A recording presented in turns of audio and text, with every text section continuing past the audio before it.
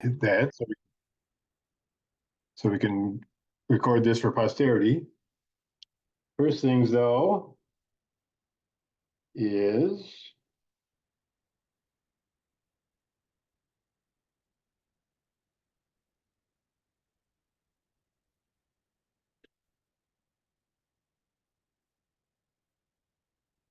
let me switch over to the iPad so we can look at all the stuff that's on here.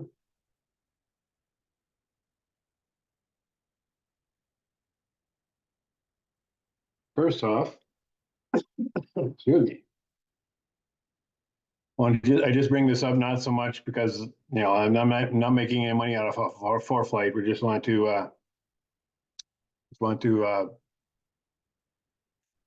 let you know that yes, there are 3 price points for the ForeFlight app, and I am on the Performance Plus, the highest price point, because I want to make sure that I learn everything that I can about all the stuff that's going on in ForeFlight. So you may be seeing some of the things on today's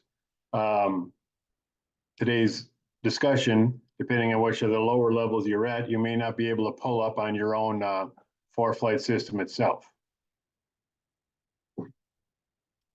So let's go back to ForeFlight and talk about finish up the stuff about the flight planning. So 2 months ago, we talked about the drop-down box at the top by hitting the FBL button. And then you tap on the screen up there where it says tap here, then the keyboard shows up.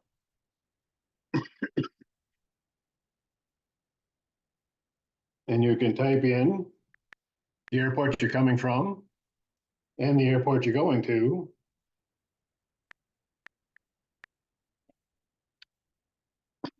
Yes, my wife is getting me a glass of water so I can continue to talk here.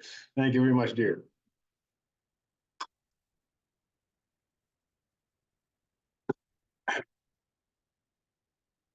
So as soon as you get done typing in both those places, then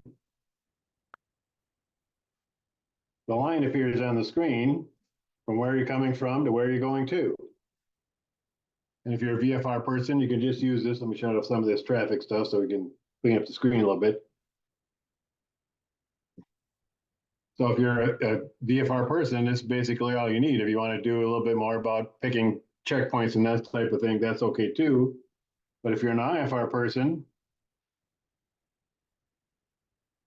you can go to the back to the flight plan tab and type in procedure. Nope, I lied.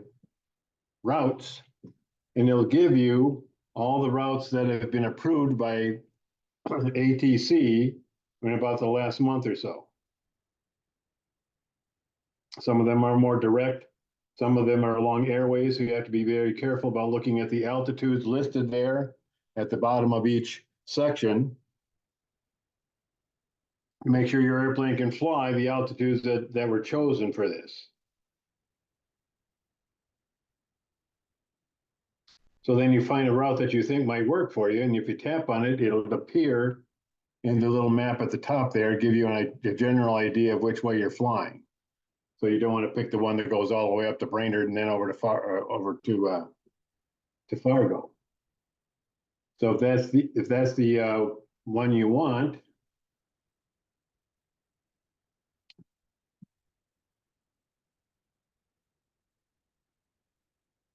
down at the bottom there it says select route. Just tap on that, and now all the that exact route will appear in the flight plan. And if there's any intersections or anything along those particular route of flight, those intersections will be depicted in the on the map itself. So if you decide that this is definitely the way you want to go, while you're still connected to the Wi-Fi, one of the first things we want to talk about as far as the weather stuff is concerned is at the bottom of the flight plan form there, you see that little suitcase with a exclamation point next to it.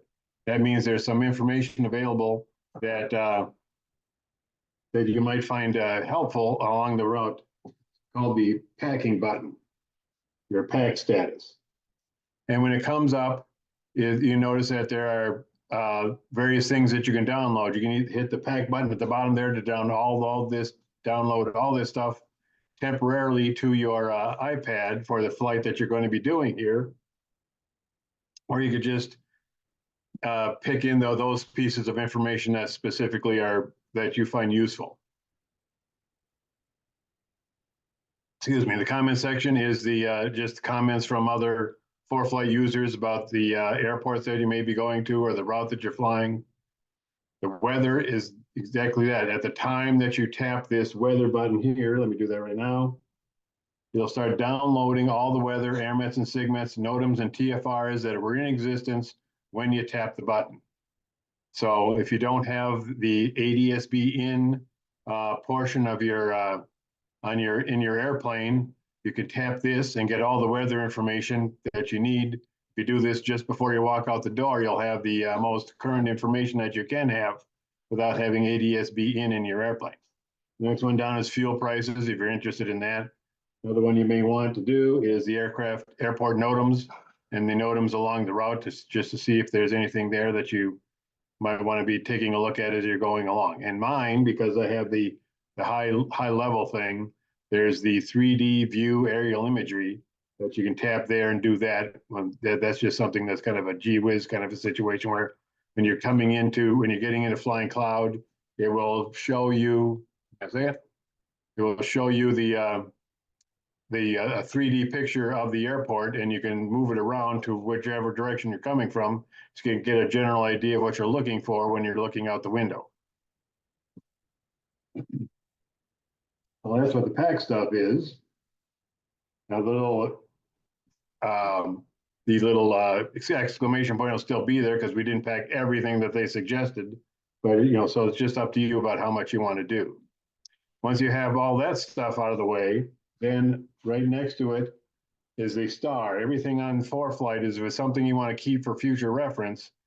The star right next to it, if you tap that, it becomes, you can name the thing and name the route, or just do it like it says there, tap save, and the star becomes gold, meaning that now it is in the save section up at the top, very top of the page there. You got the star right next to that, and all your favorites, all the ones that you've just chosen, all those routes that you've saved are in this list. I got a whole bunch of them, so I need to clean this thing out one of these days. But that's if you're going to use this route a lot, you can tap the star, save the thing, and then have it available to you in your favorite routes for future reference. Then right next to that is a little square with the arrow in it, which is the universal symbol for you want to send this information somewhere. So if you tap on that, you can email this to somebody else so they can see what route you're flying, flight stuff we're going to talk about here in a second. You can look at any place that may need to be available for this route. There's a logbook section of ForeFlight that you can use to help log your flight time. I got way too many logbooks in my life to be able to go back and try to put all that information into ForeFlight, so I tend to ignore that. But if you're brand new to ForeFlight, take a look at download the operations manual for ForeFlight and go into the section on the logbook. It does an absolutely excellent job of helping you track all the times and everything. And if you're a pilot learning going through courses, private, instrument, commercial, multi-engine, and all that type of thing, if you log all the stuff in ForeFlight, there's a report section that you can tap on, and all the times you need to type into IACRA for your 8710 will appear there without you having to do any math. The clipboard is just for saving it for later, sharing the flight plan file to something else. You can print it out. If you have passengers on board your airplane and they have an iPad that you can hook up to Bluetooth, you can tap that passenger thing and they'll be able to share the route, and while you're flying, actually see the airplane move along the route. What we're doing right now, though, is sending this to flights. So you tap that top thing in the middle there, and now all the information that you need for the flight is there. And going back to the map, got to do this. Let's try this again. Let me pick an airplane to fly here. And go back to here and go back to flight, so it'll now give me the airplane stuff. So if you choose an airplane and an altitude that you have saved, that we talked about how to do that in the last course, then when you come up here, all the information about the aircraft and the tail number and all the information that you've chosen for the power setting and everything, and the route you've chosen because of what you designated on the previous screen will all be there. And down here in the bottom, there's proceed to file, which if you click that, we'll send the information through 1-800-weatherbrief.com, which is what everybody uses now to file stuff. And you'll get a message on ForeFlight, and if you've given your email address to ForeFlight, they'll send you an email to tell you exactly what route that you'll be cleared for when the time comes. So if it's different than what you're doing, you'll know that before you get out to the airplane, rather than being surprised when you call for your clearance and it's a route totally different than what you thought. So that's the filing portion. Now, what the other neat thing about this page is, this is where you can get an official weather briefing. So back to our talk about the weather,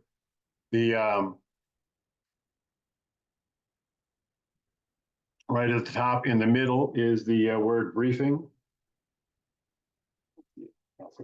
Got this fancy pencil, I'm going to bring it out. Does this work? That doesn't work on this page. So right at the top in the middle here is the word briefing. As you can see as I'm jiggling it up and down there. If you tap that, it goes into 1-800-weather brief, gives the tail number and your route of flight and your name, all the same stuff that you would need to give to if you called 1-800-weather brief and talked to the weather briefer on the phone, or did the same thing on 1-800-weatherbrief.com, which is another way of filing and loading the information. But when the thing is all done and you get the first picture here, you now have an official weather briefing that has been recorded by 1-800-weather brief. And so if there's any question about whether you got a weather briefing or not, they'll be able to go to 1-800-weather brief and ask, and they say, yes, they did. They were in this airplane, this time, and this is the weather briefing that they got. So the first thing is that you see there will be just like a regular weather briefing. The first part is any information that would be talking about adverse condition. So in this case, we got some icing information. We tap on the second icing thing, it'll get changed and let us know information about that one. And there's some icing down there and additional icing information there. So adverse conditions are the first thing it talks about, just like a regular standard weather briefing. And once you're done with all that stuff, you tap down near the bottom and it'll give you low-level wind shear and any airmet information that might be available for your route of flight. So it's a windy day here in Minnesota. So most of our route of flight is in a low-level wind shear alert. So it may be one of those situations where you may not want to go out there flying today based on the information that you're getting here. Then the next thing, just like a regular weather briefing from the weather briefer, it'll be any PI reps. In this case, we have a urgent PI rep from at flight level 270 and a Cessna 172, turbulence moderate to severe over St. Cloud. So that's an interesting concept there. And then a synopsis of all the weather, which is the same thing that the weather briefer would give you, just talking about where the highs and lows are and all the information that would be available through the surface analysis chart. And finally, get into the information about the METARs that are available. If you slide down, gives you the individual METAR reports right there, all the way along your route of flight. It'll look out about 50 miles away from your flight path and give you information. And the color coding on the side, and just like we talked about the last time, if it's a green dot, that means it's VFR, like the old area forecast used to talk about, where the weather is greater than 3,000-foot ceilings and greater than 5 miles visibility. If it's a blue dot, then it's marginal VFR, which is 1 to 3 miles visibility, and I'm sorry, 1 to 5 miles visibility, and ceilings from 1,000 to 3,000 feet. Then if it's a pink or magenta dot, then it's IFR, and its ceilings are 100 to 1,000 feet, and visibility is 1 to 3 miles. Oh, sorry. Yeah, 1 to 3 miles, and then the red dot is low IFR. Got those backwards, but anyway, so the red dot is IFR. The pink dot is low IFR, which means it's less than a 100-foot ceiling and less than a half-mile visibility. It's really, really bad weather. So you can take a look at that, and we'll just get a quick look at what the weather is going to be like. But on a windy day like today, you might want to take some time to spend a little time looking at all the meters along here to see what the wind's doing on your route of flight. And the next up is going to be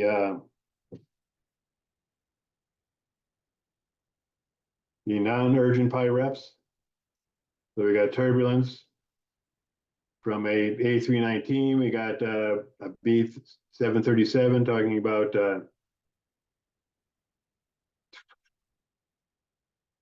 icing conditions. We got icing conditions, icing negative around Brainerd and St. Cloud.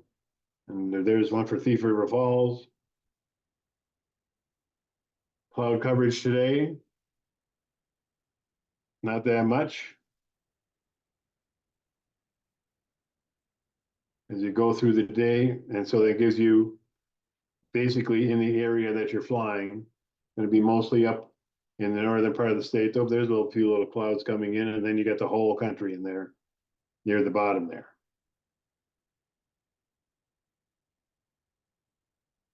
So then the next one is visibility, surface winds for the same areas.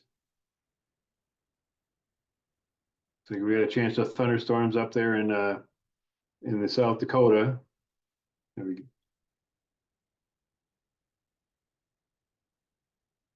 And rain in the northern Minnesota, and then there's the whole United States again throughout the day. Terminal aerodrome forecasts along your route of flight. Same thing there, looking at the dots to figure out what the weather's like. And helping you at this moment, probably need to talk about that before, but if you needed you can take a look at it and get a general idea whether you need an alternate or not, and go in there and change the information on the on the filing portion to see if you actually have to put in a alternate or not. And then finally, the wind chart for the vertical cross section of the altitude that you chose. Looks like a big crosswind kind of day. Winds blowing about 25 knots up at altitude.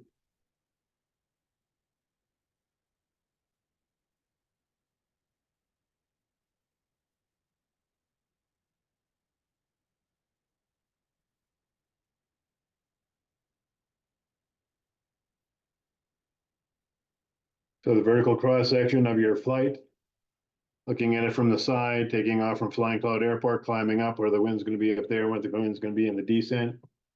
Winds aloft table with the altitude that you've chosen highlighted. And if you're VFR, it'll give you the altitude in the even or odd thousands plus 500 feet. Any NOTAMs for the departure airport. NOTAMs for the destination airport.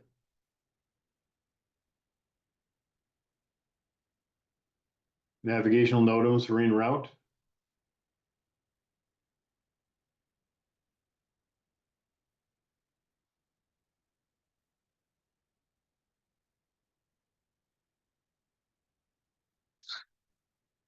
Looks like, oh, I finally figured it out. So if you go to the navigation, you can't find these NOTAMs in the other section of the ForeFlight. So this is finally the thing I'm looking at. I'm sorry, I got distracted here, but basically telling us that Darwin VORTAC is now going away slowly. The TACAN portion of it, the azimuth, is permanently disabled Every time I've tried to tune in Darwin over the last few months, it's been gone. Communication NOTAMs, service NOTAMs, and then the airspace NOTAMs.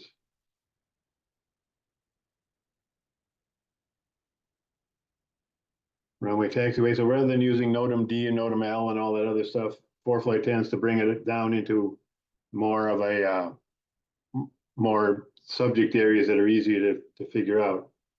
Any NOTAMs for the center advisories. And now you've gone through the whole briefing. Now you don't have to go through and tap all this stuff to look at it. Just by the mere fact of hitting the brief button, it's recorded that you got the weather briefing for your route of flight that particular day. Hitching the back button here.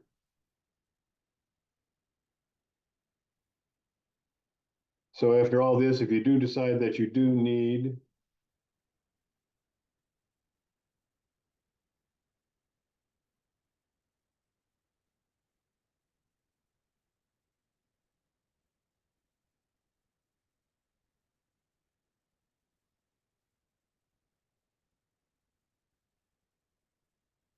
if you decide that you do need an alternate, you can tap on the alternate section at the top of the section there and then look at all the weather at airports around where you're going, and ForeFlight will suggest some. But it's not always that close. There's one, Bemidji's way the heck out there, but you can look around and figure out which one best fits your airplane, depending on the weather and what kind of approaches it has, what will fit your aircraft. And then if you need it, tap on it and then add it to the system. So then when you proceed to file, it will actually load the information about the alternate that you've chosen. Just remembering all those alternate rules that you remembered from going through instrument training. If you're an instrument pilot, about 602 or 802. Just remember, if it's an RNAV approach, no matter whether it's LPV or not, all GPS approaches, RNAV approaches are all, you have to use the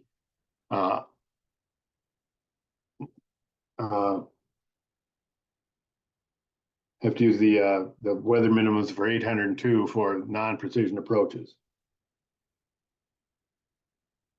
So the first section on the weather section then is just basically that the stuff that you'll get when you file the flight that you're planning on doing, whether it's VFR or IFR, the exact same thing will happen. Tap on the little send button on the map, and it'll allow you to choose the flights thing, and then be ready to add in any information you want to there, and hit the briefing button to get the weather briefing. And then when you're all done, proceed to file, and it will send the information into the system itself.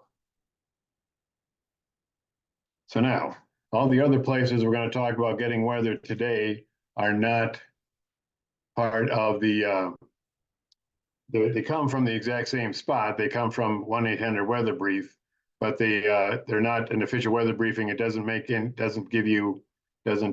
record that you've looked at this stuff. You're down at the bottom here, at the airports tab, way over on the left side. You tap on that. You have choices of airports. The favorite ones are the ones, if you use a lot of airports all the same time, you can do the same thing. When you bring the airport information up, then you tap the little star at the top and it'll add it to your favorites page.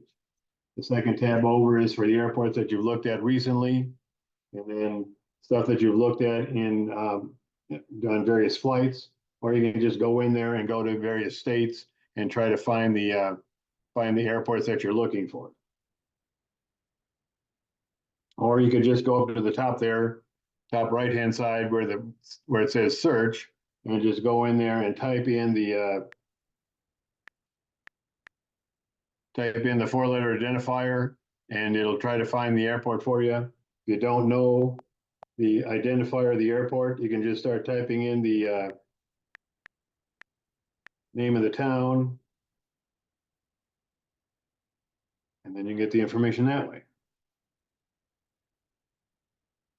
Now I have mine set up so that it always brings the weather information up first. That's one of the things that you can do in settings, that when you pull up weather information or airport information, you either have the info tab come up, which talks about the radio frequencies and the information out of the airport facilities directory and that type of thing. Runway information. If you're hooked up to the Wi-Fi, it'll figure out what the winds are, and then tell you which one is the best runway to land on based on headwinds and tailwinds, and it also gives you crosswind information.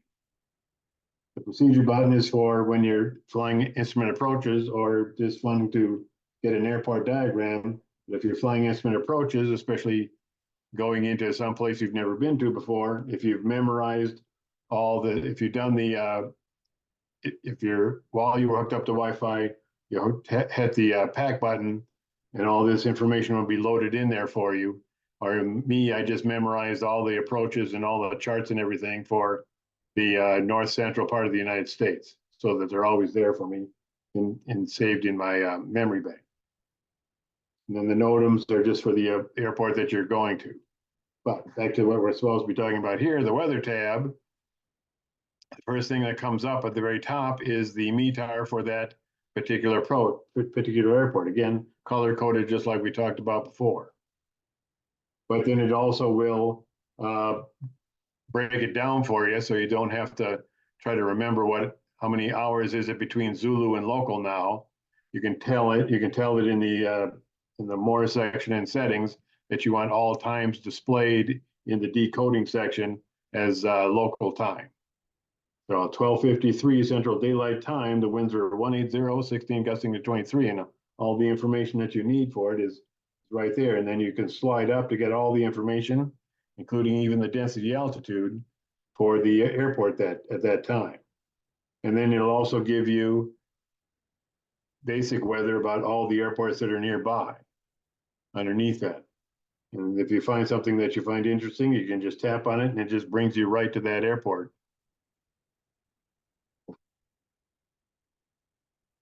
So the top tab in the weather section is the METARs.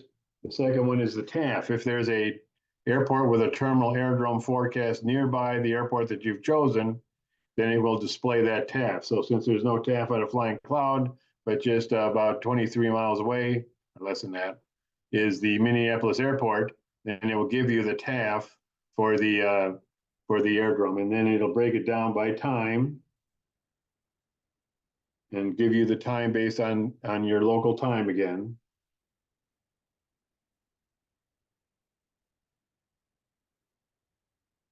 And only the information that comes off the TAF. And so when the TAF ends, then that's the last weather information you're going to get from that. The next one down is MOS. It's called Model Output Statistics, because just like everything in aviation, it's got to have some sort of highfalutin name in it. But basically what it is, when it first appeared on ForeFlight, I looked up on it and I got a whole 15-page article about what the whole thing was, and it was basically written by a meteorologist for other meteorologists, and so it was like way over the top of my head.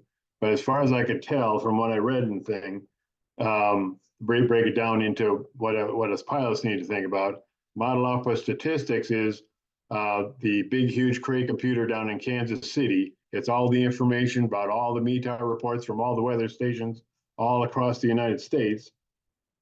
Takes all that information, puts it into its big, huge brain, and chunks out what I call a grid forecast. It'll pick various spots around the country and forecast for the weather inside that area. If there is an MOS point near the airport that you've chosen, then it will give you the forecast information. It looks almost exactly like the TAF information. It does give you a few more pieces of information, like temperature. You don't get temperature on the TAF, and it doesn't even, since it's not a aviation thing, it's not coming out all coded up like the TAFs and the METARs are. It just gives you the straight information about what the weather is. And you'll start with the most recent time, And then just like a regular forecast, go out into the future. If anything's going to change at a particular time, it'll give you the information, but now it's 1400 to 2000. So now the temperature that you're going to get is going to be a range of temperatures because it's going to start at one temperature and change to another as the time goes by. It gives you both Celsius and Fahrenheit so that you can use either one. Most of the time, all the POHs and stuff are based on Celsius anyway. But like I said, the nice thing about here is that it does give you the temperature, so you can use that to help do some of the performance calculations on your airplane. The only thing it doesn't give you is the barometric pressure, so you're not able to figure out what your pressure altitude is. But it goes out to a lot much farther than the TAF does. Instead of just in the Minneapolis one, it goes out 30 hours. Most of the rest of them only go out 24. But this one here, the Moss, goes out for a really, really long time, or all the way out to Monday now. So you can use this to plan a little bit farther ahead. It looks like 4 o'clock in the afternoon, a flying cloud, it's going to start to rain, but still be VFR. There's the marginal VFR, the blue dot showing up because the ceiling's below 3,000 feet. So that's the MOS, the model output statistics forecast. The next one is the daily forecast, which is the thing you can use that I used to have to go to the Weather Channel, weather.com, for to find out, because this gives you much farther into the future. This one, the Moss goes all the way to Monday. This one goes all the way to Tuesday. But the nice thing about the daily schedule is you pick the day that you're flying.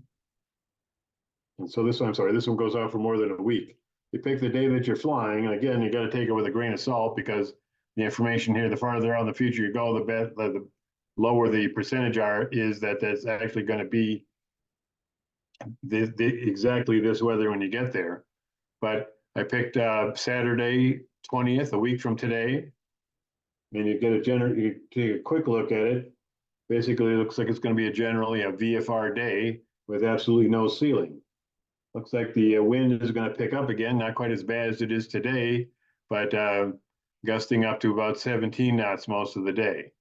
But the nice thing about this one is it gives you the temperature on the bottom, just like the MOS does, and at the top, it gives you the altimeter setting. So if you pick the exact time that you're planning on flying, then it will tell you what the altimeter setting is going to be. And so if you're one of those people like me who likes to go into the POH and you do get the exact altitudes, the exact pressure altitudes, you can use this information to determine what your pressure altitude is for that time, and then do all the performance calculations based on the winds and the temperatures and the pressure altitude based from the altimeter setting, all right there. So the Moss goes out to about 5 days. This thing goes out more than a week. So again, the daily forecast is is a long range forecast that you can use to determine if you're going to be able to go flying next weekend.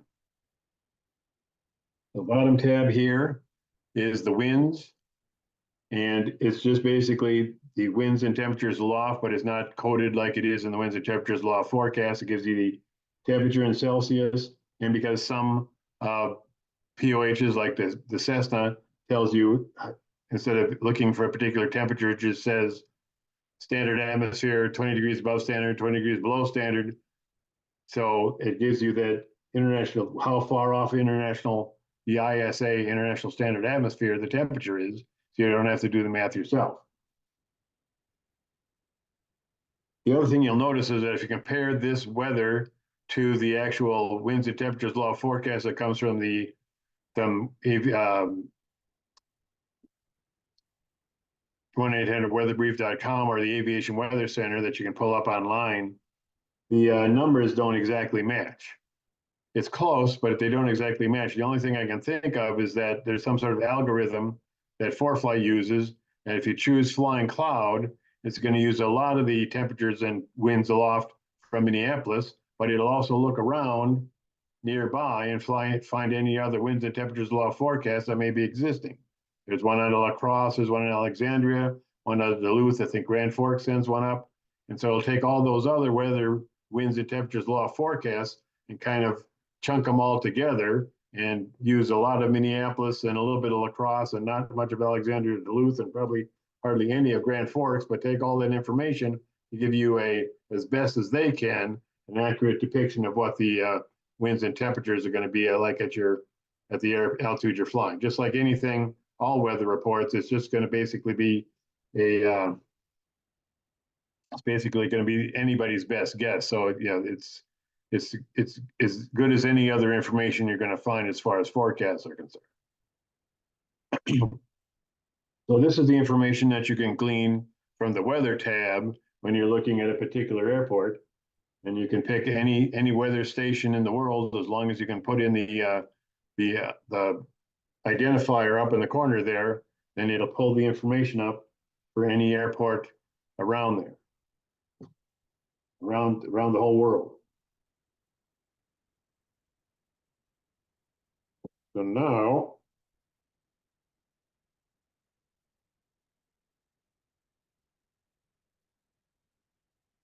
the other thing that ForeFlight has for you is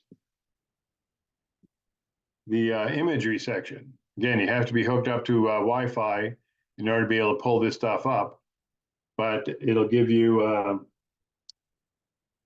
those weather stations that they think are very important or should be featured that particular day. They can start going through all the normal information that used to have to would you'd have to go to an in-person briefing at a flight service station that doesn't exist anymore to be able to actually see all this stuff. So just like we had in the briefing that we got from for that trip that we planned on taking, the first one is the surface analysis chart where all the highs and lows and fronts are across the country, including all the isobars. So even though it's fairly windy here in Minnesota, it looks like it's even more windy out there in the northeast part of the United States there. Those isobars are really close together, which means that the wind is really blowing strong out there.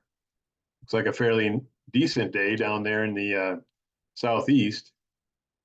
Nice high level, high pressure area dominated by pretty standard, pretty much standard, not standard, but similar pressures. So the wind is probably not blowing very much there. So warm fronts are red with suns on them. Cold fronts are blue with icicles on them. Occluded fronts are purple with the suns and the icicles all go in the same direction. We don't have any stationary fronts on this one, but those are the ones where they're blue and red alternating, and where the sun's pointing one way and wherever the warm front was going, and the icicles are pointing the other way, wherever the cold front was moving, where they ran into each other and stopped. But then when you move on to the next chart by tapping the little arrow at the bottom there, now it starts showing you precipitation. So if you tap on the thing, get rid of all this rough stuff around the edge. Over in the lower left-hand corner, it tells you what the colors mean. So if it's light green, there's a chance of precipitation happening in that area. If it's dark green, rain is likely. And then I'll go through all the other color codings down there for all the way through snow, mixed snow and ice, icing, and thunderstorms. So the thunderstorms are the hatched area where there's a chance of thunderstorms happening. And if you see the dark brown color, then it's most likely going to be thunderstorms are probably either actually happening or very likely to happen during the time frame listed at the bottom there. And now this is the one where you got to do the math to figure out valid 18 Zulu Saturday, what time is that in your local area? Right now, since we're in daylight time, we're subtracting 5 from Zulu to get the local time. Then you can just keep tapping the thing, and if you're looking for how the weather is going to change over the next few hours, you can take a look at this and just tap and watch the weather systems move and how the precipitation is going to change as you move along. Looks like we've got some snow going on in the mountains out in California and Nevada later on today. We even have, now we have troughs of low pressure and dry lines down there in Oklahoma and Texas. The dry line is an area where there's moisture, high moisture content on one side, it's fairly dry on the other side. And there's a chance where if it continues that in that way, it could be an area where you have severe thunderstorms and maybe even tornadoes.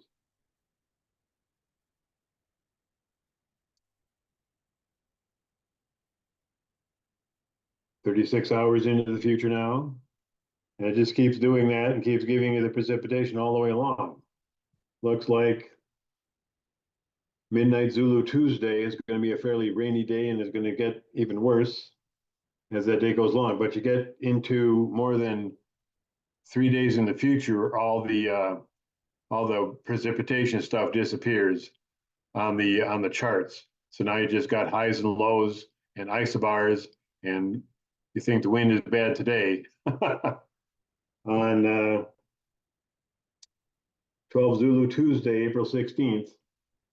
So about 6 o'clock at 5 o'clock, sorry, 7 o'clock in the morning, it's going to be really, really windy here. Got the low pressure south of us with an occluded front, and the cold front and the warm front running into each other. Looks like the weather that was depicted on the previous one is really going to be wrapped up and located right over the top of Minnesota, or fairly close to it anyway.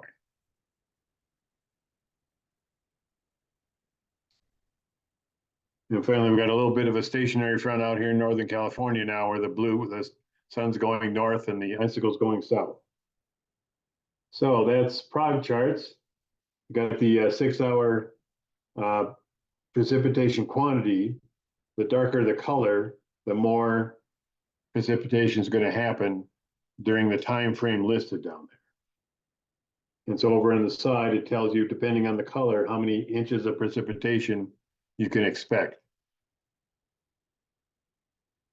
So a lot of this stuff is for really weather geeks. This is the probability of where precipitation is going to be happening. So the changing color is a higher probability, higher percent chance that the weather is going to happen. Significant weather outlook. I remember these from my private pilot knowledge test days, trying to remember what all these little dashes and everything meant until I realized that it was all explained down there on the bottom. So we have the low level chart, and then moving out as the time moves forward. Freezing levels in areas of marginal VFR and IFR and areas of turbulence. Same sort of thing you can kind of glean from the prog charts. Effective outlooks throughout the future. Here's day 3 where that big, huge low is camped right over the middle of the United States. And so the possibility of thunderstorms and significant and convective weather is very, very high, especially down there in Oklahoma.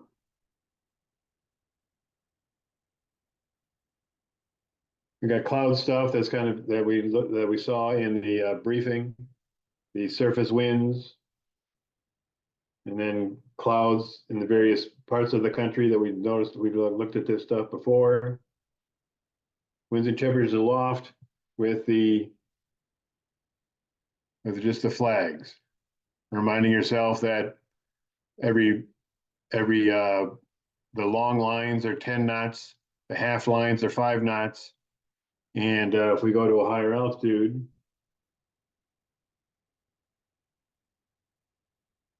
you start seeing little pennants, those are 50 knots. So it's sort of like Roman numerals. But again, those are the whole United States. So again, it's nice that they're there.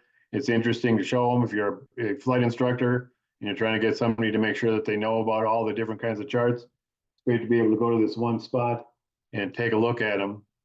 But mostly what I use for weather information here is this section right here, the graphical airmet section. Because all of us, for those of us who've been flying since way back last century, remember going to the AirMet and looking at the information that was available there. And it said it went from, CRV to 15 miles southwest of KXL to 20 miles north of, and if you had no idea where those places were, you had no idea where they were talking about. So now it's very, very nice that the AirMets are graphical. They actually take all that information that the Weather Service puts out and draws a little boundary where all the information is going to be, and then tells you, and then shows you exactly where it's going to be and what the situation is. So dark purple is where it's IFR due to popcorn and mist. Every time I look at PCPN, I think it's popcorn, but it's obviously precipitation. And BR is mist, which is the French word for the French abbreviation for the French word for mist, which is Briome. I had a student in Trinidad and Tobago tell me that. And obviously fog out here in California. Then the dashed lines are the areas where there's mountain obscuration, where the top of the mountain's in clouds, but the bottom of the mountain is not. Like I said, it's very, very easy to look at these AirMets and SIGMETs to see if they're going to be affecting you at all. Again, they're broad information, so it's over a long period of time. Now we're into the AirMet Zulu stuff. We were in AirMet Sierra before, now we're in AirMet Zulu, where it's freezing levels and icing conditions. So the first charts that come up is where the freezing level is going to happen. And since it's getting warmer and warmer in the United States, we don't have anything at the surface yet. So it'll tell you what altitude they're at. Oh, there it is, way up the surface up there up in Canada, still freezing level at the surface. And then it goes over the next few hours. And then the rest of AirMet Zulu talking about icing conditions. So the information that we have up north talks about that rain that's going on up there in northern Minnesota. Looks like it has ice in it. And so two lines in it is moderate icing, 3 lines is severe, 1 line is light icing. To be able to, maybe today's not the day, or the next few hours is not the time to be flying in your airplane that cannot fly into known icing conditions in the northern part of Minnesota.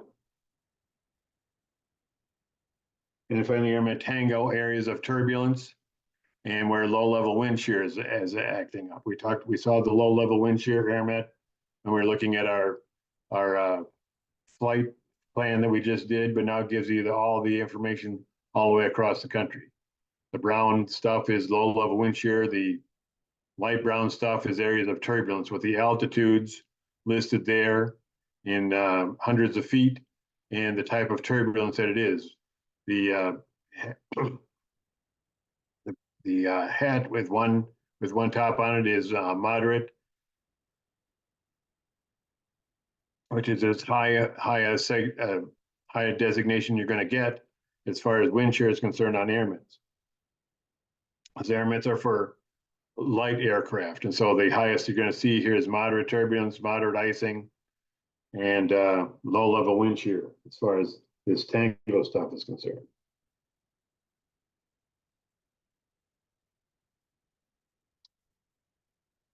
Gusty winds are noticed by the little diamond sign there, telling you what the gusts could possibly be at.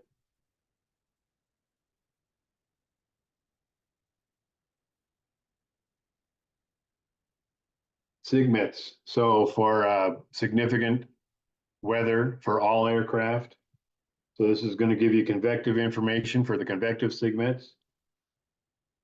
It'll give you icing for those areas where it's going to be severe icing.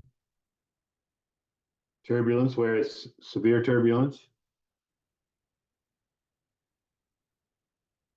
And IFR and sandstorms. And all of them all put together. The other thing that comes in SIGMETs is volcanic ash. So I guess if Mount St. Helens ever blows off again, then we'll get a volcanic ash one here too. Information about icing and turbulence. Basically various different ways of looking at it. This is always interesting to look at, but it really doesn't, as far as I'm concerned, it doesn't help because the satellite information only gives you information about the top of the clouds, not what's going on underneath. The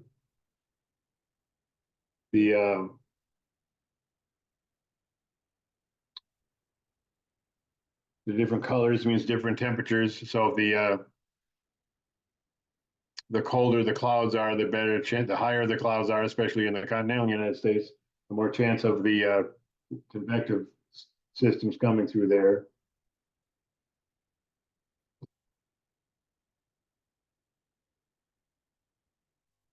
The Doppler radar information, there's a whole lot more easy, better ways, more up-to-date ways of looking at that.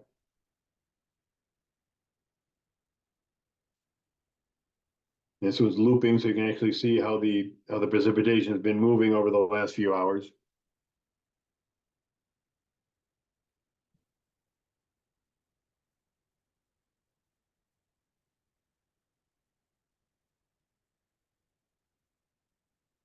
Lots of PIREPs today for icing and turbulence for high altitude and low altitudes.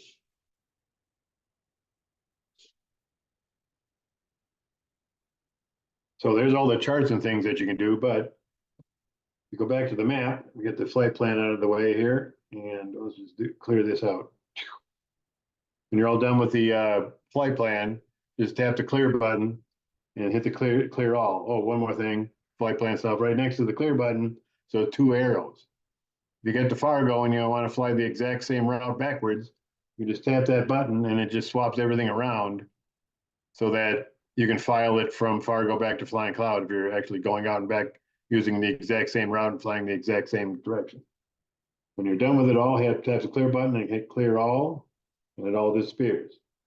Now, over here on the section where we're looking at all the different maps and everything that we had in the very first discussion that we had, there's also a section down here that does all the exact same thing for the weather stuff.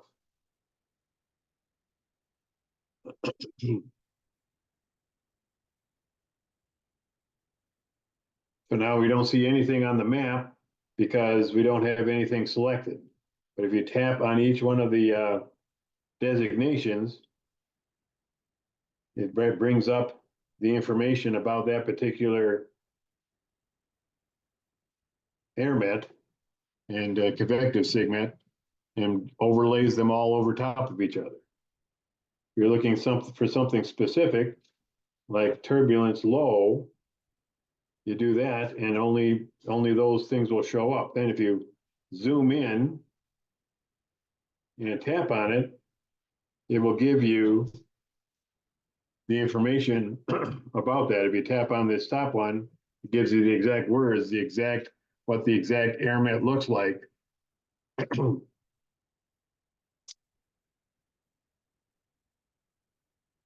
So this is a sigmet because it's severe turbulence.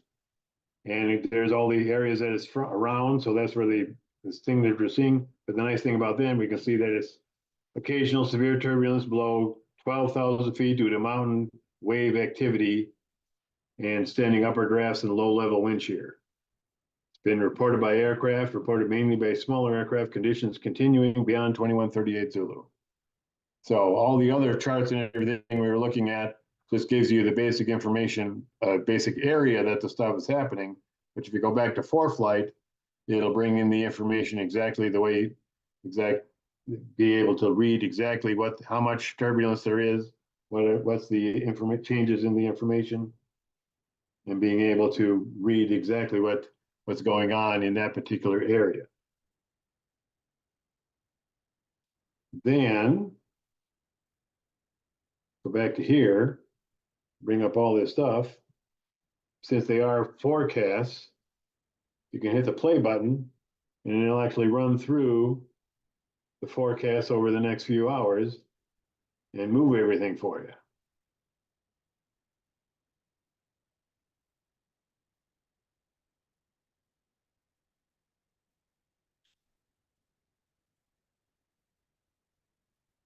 I'm going to shut that one off and do NOTAMs.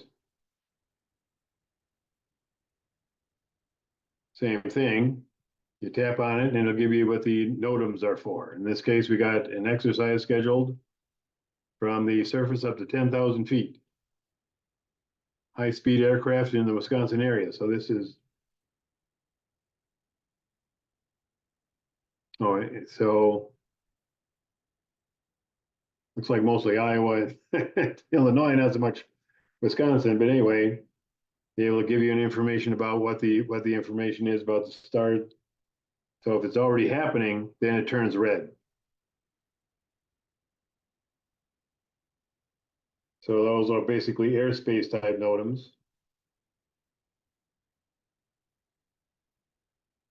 And all the TFRs. Did I get that? Yeah, I did.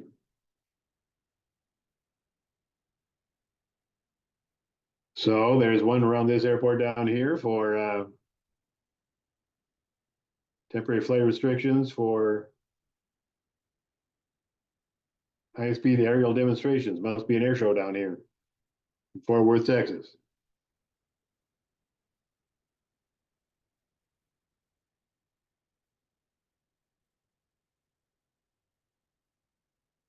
The nice thing about ForeFlight is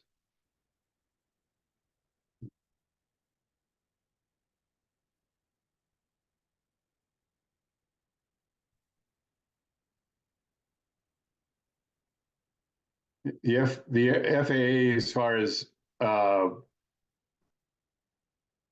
sports events, just says if the stadium seats more than 30,000 people, and there's a game going on there, the TFR will exist an hour before the game till an hour after the game.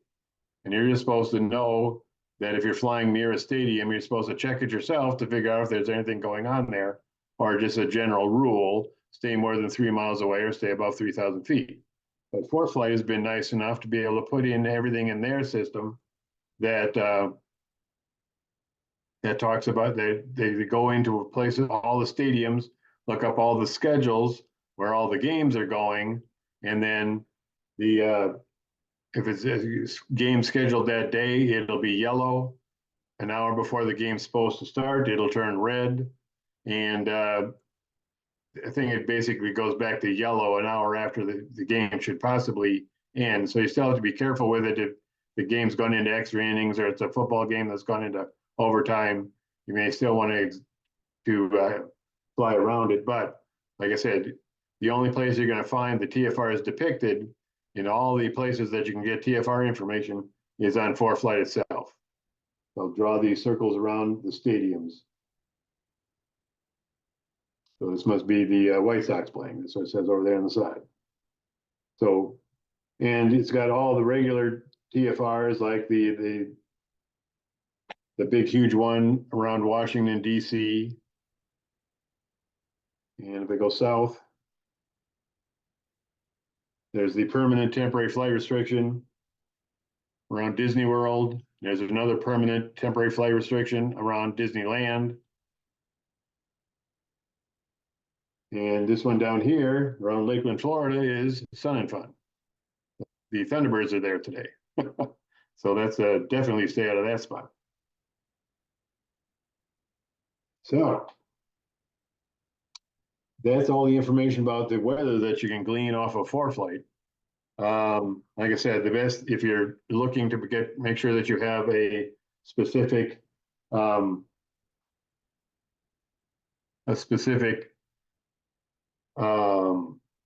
requirement for a weather briefing. Make sure that you put the information in. You don't have to file it. You just have to put in a flight plan on the map. Go to do the little send button. Go to and tap the briefing thing on the flight page that comes up. I'm sorry. Tap the send button. Tap the flights thing. Tap the briefing page on that page that comes up, and it'll give you a weather briefing for whatever area you choose. If you're a flight instructor and you just want to check and see what the weather is going to be like during the day for your flights, you just pick your airport and an airport nearby, and it'll be able to give you all that information. A lot of information as far as charts and things are concerned. Some of them are useful, some of them are just because they're there. And then, like I said, all that chart information can also appear on the map itself by tapping the various weather information pieces in the displays that ForeFlight can put on the map itself. So our hour is complete. Are there any questions?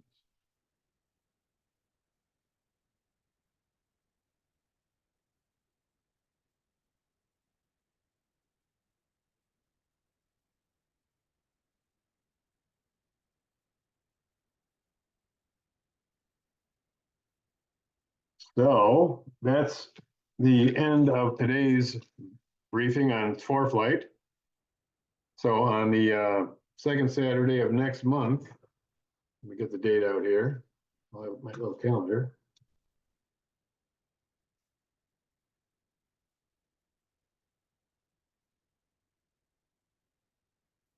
So May 11th at 1 o'clock will be the last series of the last in our series of discussions about the ForeFlight systems. We'll be delving into some of the more advanced stuff that happens when you buy the upper levels. Some of the some of the advanced weather stuff that I didn't get to today because again it's the upper level stuff, but you can even do your flight plan and it'll give you information about airspace and icing conditions and all sorts of stuff along the way. And we'll go into a little bit more of a discussion on exactly how to set up the weight and balance portion of ForeFlight so that you can have the airplanes that you normally fly in there with the basic empty weight in the moment that comes right out of the POH, and be able to get the information that you need, be able to tap in the numbers of the passengers and the baggage, and you'll be able to give you the information. And if you have the fuel that you're going to use based on the information from the flight plan that you just put together, it'll be able to give you a weight and balance for takeoff and landing, and where the weight and balance is going to be if you fly it all the way to empty. And so it's a very quick and easy way to get the weight and balance information available and calculated for you, so you don't have to use a whole lot of pencil and calculator time. So that'll be on May 11th at 1 o'clock, are the last of our discussions of ForeFlight. And then a month after that, we'll be back to our maintenance director, Paul Block, and he'll let me know about a month what he'll discuss. It'll probably be something about flying around in hot weather because it'll just be the beginning of summertime at that point. Any other questions, comments, or concerns?